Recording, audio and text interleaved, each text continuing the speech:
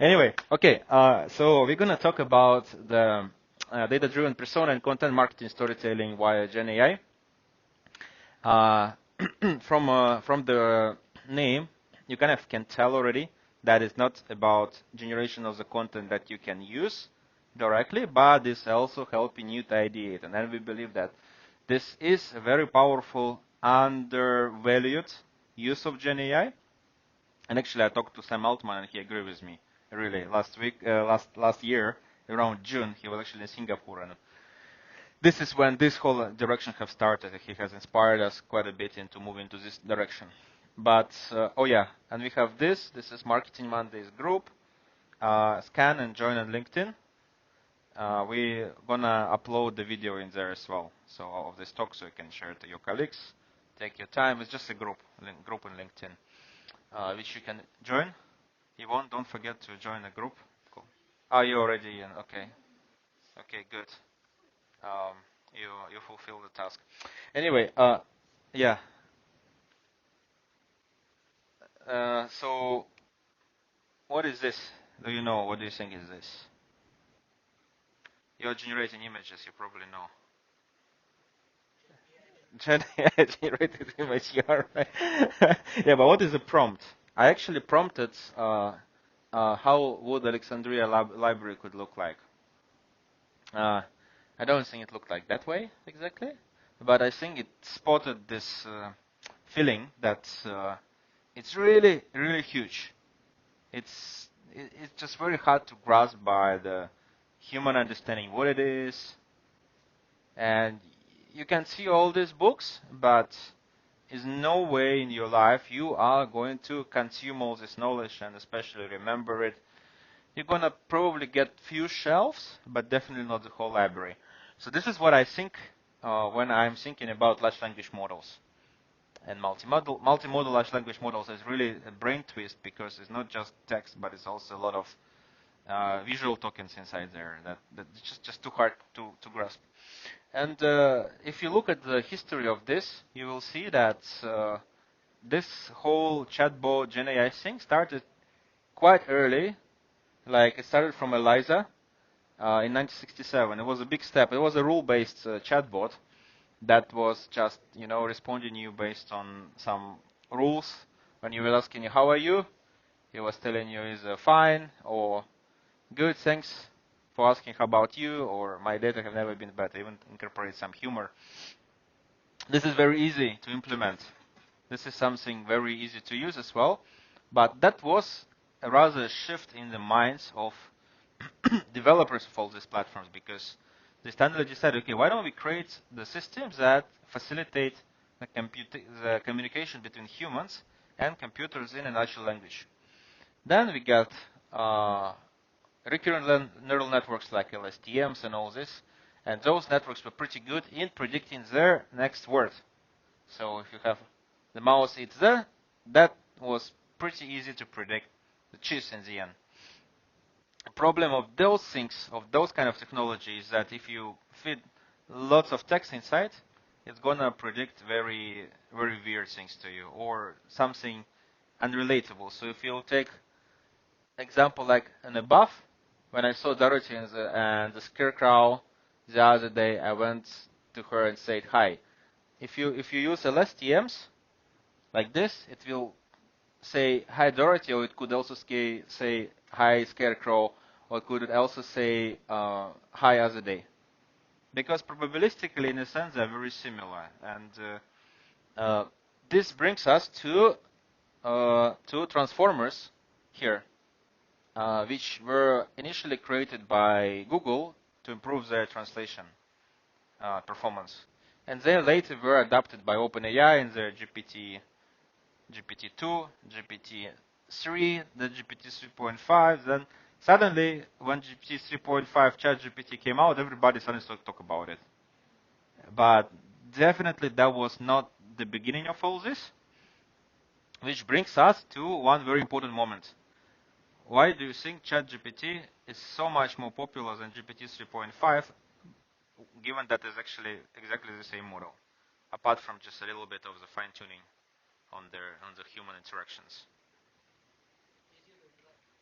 Easier to interact, exactly. This is humans finally found a way how to interact with neural networks.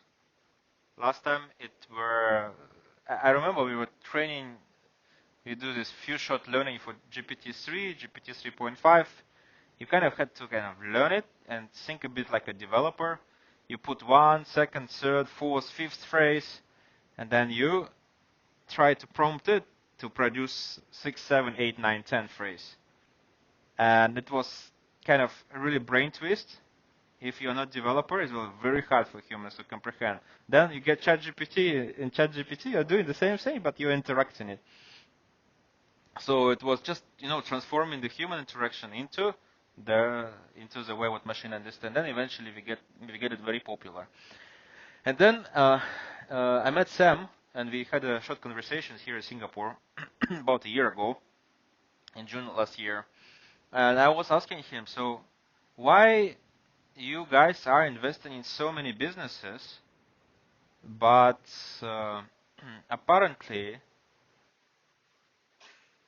all these businesses are more like a standard applications with the Gen AI, with the ChatGPT interface, rather than a novel, I don't know, marketing content generation or something like this, right? Why do you put Gen AI into, let's say, Photoshop? You start talking to Photoshop and to you as a new startup. Then Sam say very, very understandable thing. He said that because in the beginning we had the punch cards, right? And then after that we got the mouse to interact with computer. And then after that we've got the touchscreen. And this is just the next generation of a human-computer interface. So to OpenAI CEO at least, Gen AI is not about really supporting humans in their whatever routine work. For them is just a way to communicate with the computer. It's a bridge. And that's pretty much reflected by what ChatGPT has brought into the scene and why suddenly everybody starts to talk about it. The valuations become 40x or 100x of revenue of these kind of companies. And yeah, some unicorns come out just in a few months. So this is all coming from there. So we decided, okay, why don't we go beyond chatbots and we let marketers particularly to communicate with machines by using generative networks. And this is how we come up with the Soul Monitor, and this is the engine that we have developed. So just what I wanted to show you today is how is this used for big companies that have extensive communication but require quite a bit of data analytics that they don't facilitate by themselves, and now we can do it by generative networks. So let me show this to you. Is it visible? Okay, so this is a thing that monitors different companies for ride-hailing in Singapore. You can see that there is a Gojek there, there's Tada, there's Grab, there's Comfort. You can actually put any single account of any company in the world inside here because they're all available in organic through their APIs, like those posts that they post in social media, and also in paid from the ad libraries. So we literally know what kind of ads Grab is running right now. We don't need any permission for that because this is the data that Facebook, for example, pushing them to release to the public in order to comply with all the privacy regulations. Humans have rights to see the ads, so we can see the ads as well. So all these companies, they do have activities in social media. And if you have enough data about how ads perform in general in the past, you can actually predict how well these ads are working for these new companies as well. So, for example, I'm not working with these companies, but I can tell, for example, that Grab in the last, from March 14 to May 12, run quite a number of ads, and out of 372 that they run, at least 106 were not performing very well in terms of the clicks. And for Gojek, probably out of 409, 53 were not performing very well. But you can see that also Grab get quite a number of really good performing ads. This is not Gen AI, but this is traditional machine learning, but this helps you to empower Gen AI to do a better prompting and also to filter and sort the data in the future. You'll see how.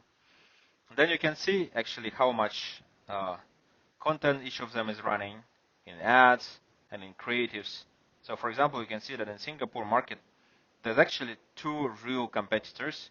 One is Grab, another one is Gojek. Gojek is about 50% of everything, and Grab is about 44%. And all the rest of the companies, like Tata, they're trying, but they're just 5%. So they don't really do quite a bit of impact. I can see the placements and activities and all these things. What is really interesting that you can actually use Gen AI to predict the different content pillars for each of these content for all this huge universe. So you can actually predict what exactly in each of this particular ad inside that helps this ad to perform well. So for example, this ad has a high clickability by 70% chance, and we can automatically understand that this ad is about community engagement. It's about promos and transport. Talks about ride vouchers, obviously targeted at riders. I try to address the need of connection and joy. And the insight leading to this is that people feel joy when they can spread happiness to others.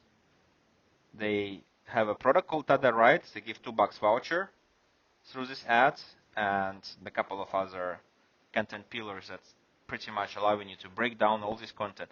So before, we could only train these kind of things to predict it on a fixed categories. So let's say we have certain things that our platform can predict by, I don't know, topic modeling. And then we predict whether there is a family topic or not inside. But with large language models being fine-tuned in such a way that cater to the industry, you can actually discover new categories on the fly. And these categories can be very powerful indicators for the marketer what to do next. So for example, if you would go to content library here and see what were the recent activities by everyone, I'll put also 60 dates and these 4 brands, you will see that inside all their activities that they had, there are quite a number of content devoted to entrepreneurs, business owners, and professionals. And this is pretty interesting. Hi. So you can see that these companies, like Gojek, Tada, Grab, and Comfort, they were sharing a market between each other in terms of the audiences that they address. And you can see that the green, the Gojek, is very much focused on entrepreneurs and business owners and the companies. While Grab, for example, focus on all kind of topics. They talk about food enthusiasts, they talk about shoppers, their own customers, and even to some home living, daily commuters, which is kind of the audience that they share with Grab as well. There were some other people here, like for example, this was Tada. Tada talked about 2 students, and there were even some additional auxiliary topics by the by this brand. Let's check what is that. By Comfort. So Comfort is purple color here. So very small. So if we decide, for example, to focus on particularly business owners, now we can dive deep in it. So let's say before we just have a lot of content like this, and we can only eyeball content, and this is like 2.6 thousand of content pieces inside. Now, with all this content pillar breakdown, you can dive deep in every single communication point, audience, product, discount that everyone running right now in the market. And this become very useful because, for example, if you want to study the business owners audience, you can just filter inside. So you can say entrepreneurs, right? And business owners and businesses. And then you'll see that this market is pretty much dominated by Gojek. And then when you will go to the conference here in Singapore, for example, there was the FinTech festival here. You'll see the green booth of Gojek. It was not Gojek, it was GoCorp. So you can see overall strategy of Gojek in Singapore is no longer B2C, is no longer just reaching people to, do the rides and launching the app, but very much towards business users who are very much into their booking corporate, actually multiple products we can see later. So okay, so now why the prediction of the ad success is important is because you can choose clickability and put it, let's say, to high. And then the picture will change drastically. Now it's only grab in a picture. So in this way, if you are data savvy, you can dive deep very, very in very, very advanced fashion, because before we knew that most of the hype around business and activities around business are happening by Gojek. But once we start filtering content and trying to figure out what ads actually work, then that become only Grab inside there. Now you can see the content. So this is the content pieces that were recently published and worked for Grab. And why neural networks and explainable AI is so powerful nowadays is that because we don't need just to see what works, what doesn't, but we can display what this neural network predicts on a go when profiling our content. So this called heat map, and it's called attention layer. It actually tells you which particular piece of the content was important for this particular ad to let this ad to be higher clickable than other ads. So for example here, the meals word was very important. The word rides and insure and expenses and the coffee cup was very, very important for this content to achieve success. And then of course if you jump inside, you'll see that there were a number of topics that large language models was identifying. That this content is also about the customer service, it's educational content, about the business category. Oh, when you train neural networks, so the question was how do you get the heat map data? When you train neural networks, they have multiple layers, right? So some layers of the neural network can actually reflect the decision-making process of the neural network when predicting your label. So when you have a lot of data of a content that is clickable and is not clickable, you can actually train a neural network that will be able to predict which part of the content is particularly in charge of performance. So for example, you're generating 1,000 content pieces. I can take those 1,000 content pieces, predict how likely each of them going to be working or not, even before you run them, and show you which part of the content you need to modify in order to improve the ad. So this is very powerful thing, and of course I'm not talking about this time, but we do have the additional line of research in our company that is particularly focused on scoring the content, so that let's say for e-commerce, you no longer need to test all the SKUs. You can just run a large test, and if you don't have enough good performing ads, you generate more. You can generate infinite number. So you'll be saving a lot of budget by just not testing them. But this is talking about your application. In our case, of course, for us, this is the indicator of what works and what doesn't work. And for us, it's a very good bridge into what this content is about inside. So it's about the customer service, it's the business services. It's the product is Grab for Business. The main offering is a consolidated bill. And this is also very accessible and formal tone of voice that they are working on in here. So now we know what works in B2B in Singapore. What else do you want to know about this? Well, for example, we can see what kind of products Grab promotes in order to achieve this success. We can see this, for example, Grab for Business Concierge. Now we can see how well concierges of different companies fight against each other. So if you put it in here, then you'll see that there is actually different concierge services in there that are trying to replicate each other and fighting in the marketplace. Here we only see Grab, but if we will remove the clickability high, we will actually see both Grab and Gojek fighting against each other for this product. So you can see that Gojek was also trying to run some of these ads, and they got some engagements there as well. In fact, GoCorp was running 21 ads on the concierge, but none of those ads were really working for them. And you can dive deep in this way in any category. Moreover, you can even set yourself a notification. So let's say if you're KFC and you care whether anybody talk about chicken, you can actually know whether any chicken-related topic has appeared in the whole universe, so they can go and replicate. So how this all related to? Yeah. It works on Google, on Facebook, and on organic as well. I'm gonna get TikTok and LinkedIn very soon as well. This all just sources. The processing is pretty similar, right? The scoring is also pretty similar.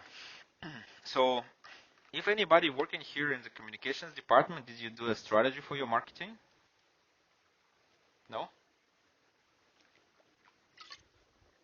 So how do agencies use this kind of data? For example, BBDO or IPG.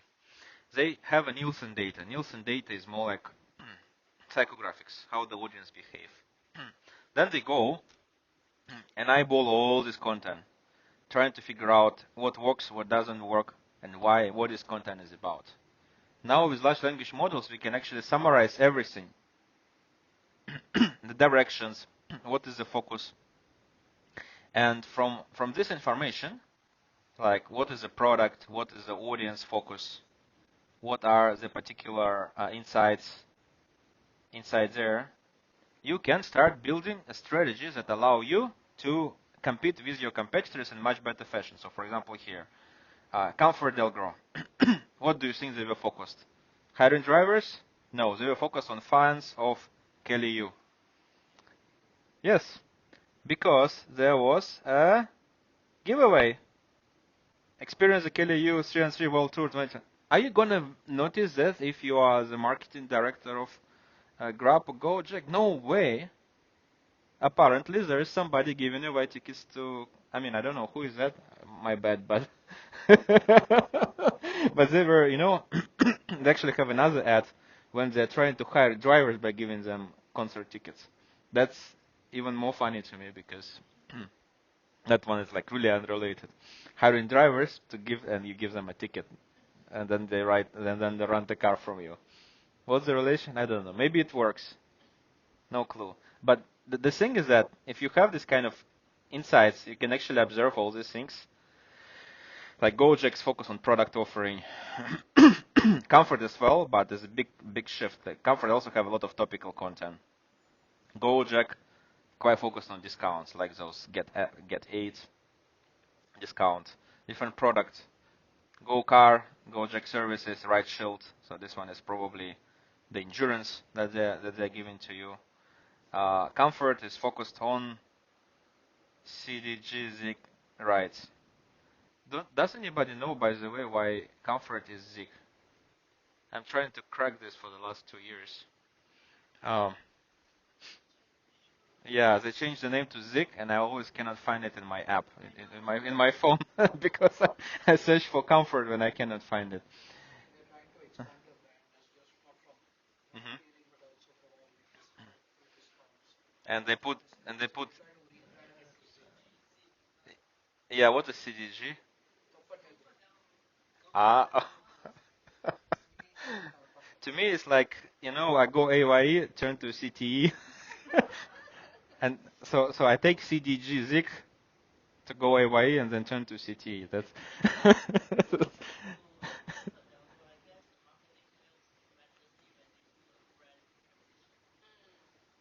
yeah. Anyway, so the point is that you don't need to know all these things to come up with this insights with Gen AI. And this is the strongest power of it because you can just get a lot of data, and if you properly fine tune and ground the model, you can actually let that model to come up with everything happening in the world for all your competition. That's why agencies particularly super like this because now they are coming to their clients and say, hey, I know everything about the whole industry. I'm the best knowledge expert. And they only spend like 30 seconds on it to know all these things. But this is insights. This is still, you kind of still need to be familiar with the data. So what you can do further on this is something like this. This is very new. We still haven't put it on the platform, but we're going to have this generation very soon. So now, okay, so we are still looking at Gojek versus Grab, and we look at this universe. You can see that actually 6 brands competing in there. Gojek and Grab are the biggest. We get Comfort and Ride, active before. Actually, not that much active anymore. So, but we still have Gojek and Grab fighting against each other quite a bit. And we want to understand how do these companies overall addressing the business. So, if you look at their content library, which is their overall content, their organic and paid, there were about 6,000 content pieces that they have generated over 2023 and 2024. Start beginning from 23 till now, so like 1.5 years. And you can see that majority was paid, 60%, then minority, so 37% were organic. Then if you look at the B2B particularly, the one I was showing you just now, then you will see that most of the content devoted to B2B was in the ads, was not in the organic. So in other words, they don't believe that followers of Gojek and Grab are going to be business owners. They push ads quite a bit into the space. And the 2 brands dominate this. Gojek is 76%, Grab is 22% when it comes to B2B. We have seen that in the platform as well. But of course, we also know that Gojek run a lot of DCOs. It's not that they create much more content, it's rather than they spin a lot of ads and probably spend a bit bigger budget on the B2B particularly. So who they talk to? These things you can analyze and automatically detect if you use those concepts that I was showing you, the content pillars, and further abstract it into what kind of communications personas these brands are talking with. And this has become already the communication space. So for example, there were 206 content pieces devoted to efficiency enthusiasts. Those business owners that super care efficient business communication and very, very fixated about, like those sitting with Excel spreadsheets and trying to make sense of everything. Then we have also financial empowerment champions, and there were 144 media devoted to this. So these guys are more about, empowering their employees of the business, the community with financial services. And then we got the third popular persona, is like the biggest one, efficiency innovators. Seems similar to this one, but more about, using probably Gen AI, I don't know, for their business. So they care efficiency and then they use innovation technology to battle it. So persona is one thing that you can understand. And it's very important to know what kind of personas the market address overall. Like, for example, safety guardians is just 2 media posts by Comfort Delgado. Doesn't really matter. And then community champions is another, only 3 posts. It doesn't really bring any impact, so it doesn't really matter. But if you look at the first 3 personas, they are pretty big. And if you look at Grab, which is red, versus Gojek, which is green, you will see that persona number 1 and persona number 3 is pretty much underrepresented by Gojek, while number 3 is pretty much evenly split between two companies. And this is actually quite important because you effectively see here that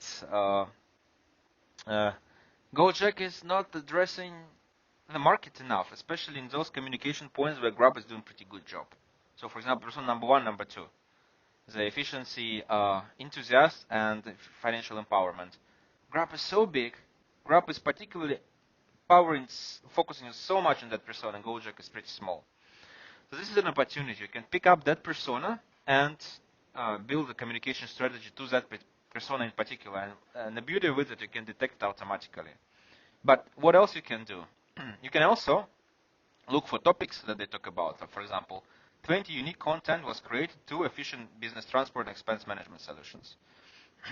Gojek versions versus a Grab version. I mean, you can subjectively see that Grab content is better because they're matching the copy to the visual. Gojek is kind of stock stuff. But even if you don't look at this, you can see they are competing in this sector. However, if you look at topic number 2, which is business operations and employee expenses, it will be just Gojek. Sorry, it's just Grab. And then they will be pushing very much into delivery service, which Gojek even doesn't have, and as well into the meals, which Gojek even doesn't have. Remember when I was showing you good performing ads, they were all about meals and they were all about delivery stuff, not the efficiency. So actually in Singapore, Grab is able to push the boundaries in the B2B space because Grab have the products for delivery and for meals that Gojek doesn't have. So Gojek really needs to find a niche with a product which is already limited in order to battle Grab. Otherwise, they will be always very disbalanced wherever budget they spend. They might not generate as much leads for this as compared to Grab. Third one was Buddhist business sales with efficient techniques. This is funny one because Grab was running some Thai content in Singapore. I don't know why. Ask Anthony and his marketing team. Topic number 4 was digital gift voucher services. Another pretty big thing where Grab completely dominates the space. A lot of gifting solutions, digital gifts, like Grab gifts particularly, or free rides for the employees. Gojek is empty here, and some emergency, whatever, safety training that's comfort. So if you look at all these topics, you will see that topic number 1, they fight against each other. Topic number 2 and 3, completely underrepresented by Gojek. It's just not there. So now we have a persona that Gojek can address, efficiency enthusiast or financial empowerment. And we also have topics where Gojek is underrepresented. For example, a topic of digital gifting. So out of all this, we can actually come up with a persona based on a very simple formula. If you have, or like a story rather, we have a persona and we have a communication schema. So we can create a story based on this persona description. So we have a character of the persona, the background, the personality, aspirations, interests, and needs. All this contribute to who we'll be talking with from the communication perspective. And we also have the schema where we want to improve employee satisfaction. And there are many parts into it. The first one is, for example, cultural norms and gifting, workplace dynamics, technology trends, economic inequality, consumer preferences and trends, and economic angles and psychology angles.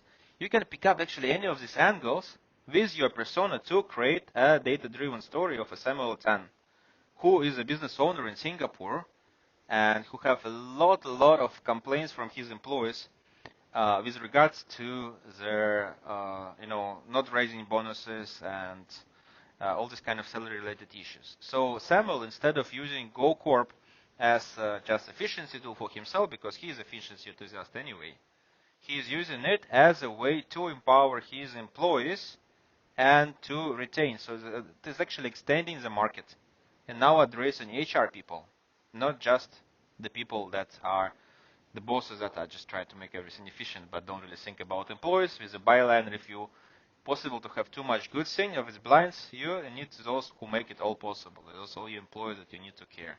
Out of this byline, you can actually generate the content like your company is doing, or a content brief that another maybe communication or creative agency can make a new campaign that will avoid the problem of not having as advanced product as your competitor does, but take a different angle with maybe a digital product that is very easy for you to come up with to drive your sales.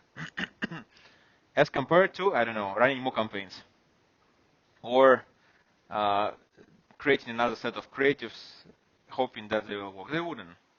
Because in marketing, if you want to make things work, you need to really fundamentally change your mindset.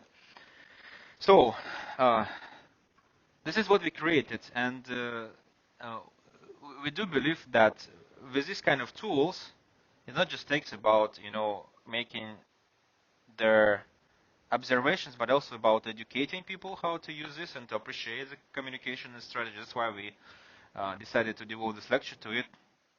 This thing you can try if you want to. Whatever company you work with, we distribute it for free. You can just click it there. This is my WhatsApp. I encourage everyone to ask questions after. And we dedicate ourselves to respond all those questions if you want to. So feel free to do so. Just, tell me, hi, Alex, how do you do it? Or which model do you use? Or can I use your model to profile my content for my company because I only generate creatives, but I don't know how to rank them? Something like this. And yeah, I'll be happy to help. And very important part, we usually have pizza for this event, but the pizza shop shut down. So I bought a lot of cookies, curry puffs, and banana cakes. There, yes. And you got coffee in there in the corner. So coffee machine is outside. Sorry, I still didn't negotiate with the uncle to bring coffee machine in because there will be spots on the floor, and then I will be killed. So no will be marketing Mondays anymore, right? So I have to play safe. Yeah, only cookies in here. Coffee machine is outside. Thank you very much. Very nice to meet all of you. It was a really very nice party between ourselves. Okay. Any questions?